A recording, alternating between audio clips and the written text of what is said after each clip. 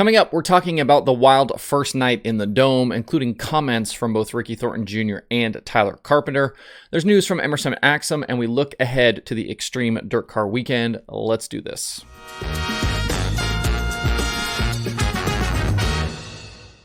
Today is Friday, December 3rd, 2021. Welcome into Dirt Tracker Daily. I'm Justin Fiedler. Gotta be honest, I've paid attention a bit to Gateway in the past, but I haven't watched it super closely.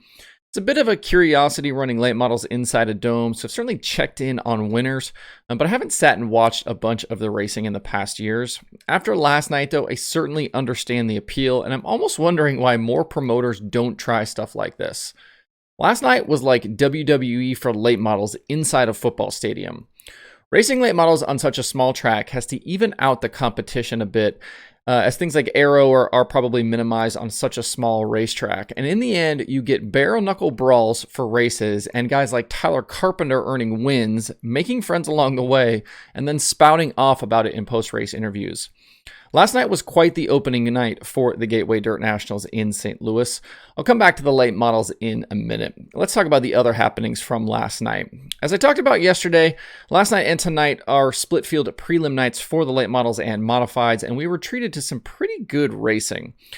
With the midgets, I'm still unclear as to how many cars are actually in the building to race for the weekend. We had 19 take time last night. And I don't know if we have a new batch for tonight or if the same guys will just race again for $3,000. There's some solid names in the field. Guys like Chris Wyndham, Jake Newman, Zach Dahm, Shane Caudle, Jonathan Beeson, and others. But there's no Bell or Larson. There's no Keith Kunz teams or any of the other big midget organizations. Didn't matter a whole lot, though, as we still had an entertaining feature. Nick Hoffman led early from the pole, but ended up second on the night in a rare midget appearance. Before halfway, Carter Sarf got the top rolling and showed the leaders the line. Jonathan Beeson then used that top line to get by Hoffman for the lead on lap 9. He drove away to the victory. Hoffman, Newman, Sarf, and Dahm completed the top 5. In the modified portion of the night, it was all Nick Hoffman. He led every lap en route to his 40th win of the year. Peyton Taylor, Tyler Nicely, Jordan Grabowski, and Dean Hoffman were the rest of the top 5 in the modified feature. The top 4 of Hoffman, Taylor, Nicely, and Grabowski are all now locked into Saturday's main event that pays $10,000 to win. Back to the late models. Carpenter and Scott Bloomquist started on the front row of the feature together, and we had fireworks pretty quickly after the green flag. Bloomer tried to go low on Carpenter into turn 3 on the first lap and pounded the inside Jersey barrier, causing a caution and ending his night. It was definitely a shame because Bloomer looked fast early on in the night. From there, it was all Carpenter out front with Ricky Thornton Jr. and Brandon Shepard in tow. Shepard is actually driving Donnie Schatz's late model this weekend inside the Dome. Things got wild near halfway, though, when front runners caught lap traffic. With 2 cars racing side by side, one on the top, one on the bottom, Carpenter couldn't really find a way through and decided at one point to just muscle his way kind of past both guys through the middle. He made contact with Jamie Zidar, who then collected Thornton and Shepard. Both the 15 and the 20 RT were done for the night. Post-wreck, RTJ had some very choice words in his interview with Blake Anderson about Carpenter's moves, including a few F-bombs and some other stuff you definitely shouldn't say on a broadcast. The fireworks weren't done yet, though. Carpenter ended up leading the rest of the way for the $5,000 victory. And in victory lane, his interview turned into several viral video moments itself. He called out Gordy Gundaker, talked about how he came to win and not make friends, mentioned keyboard warriors, and had some choice words of his own. Carpenter certainly has a colorful recent past history for those of you who keep up with the late model world, and last night will just add to that reputation. Behind the winner, Bob Gardner, Tanner English, Kyle Hammer, and Shannon Babb completed the top 5. And just like with the modifieds, the top 4 in that main event move on to Saturday's big feature. All the rooting and gouging definitely had a cost last night, though, as the 25-lap feature took 40 minutes to actually complete, thanks to 2 red flag periods.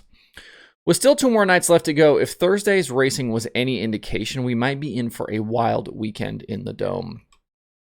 It didn't seem like there was a huge crowd inside the building last night, but after all the craziness we witnessed, I'm sure plenty of eyes will be on this event through Saturday. Drop me a comment. Let me know what you think of the action from last night. Is this the kind of thing you hope for? Do you all the annex kind of take away from the actual racing? What do you think about last night? Let me know below in the comments.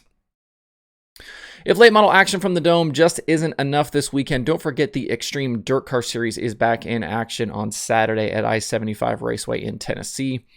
Ross Bales and Chris Madden won the first 2 rounds of the Winter Late Model Series, and Bales is the current series points leader by 3 over Carson Ferguson and Ben Watkins. Following this Saturday's race, 4 more events remain to settle the championship, with 2 races in January and 2 in February. Chris Madden has won this championship the past 2 years, but it appears as though he's not going to go for a 3rd straight, so the door is open for a new champion.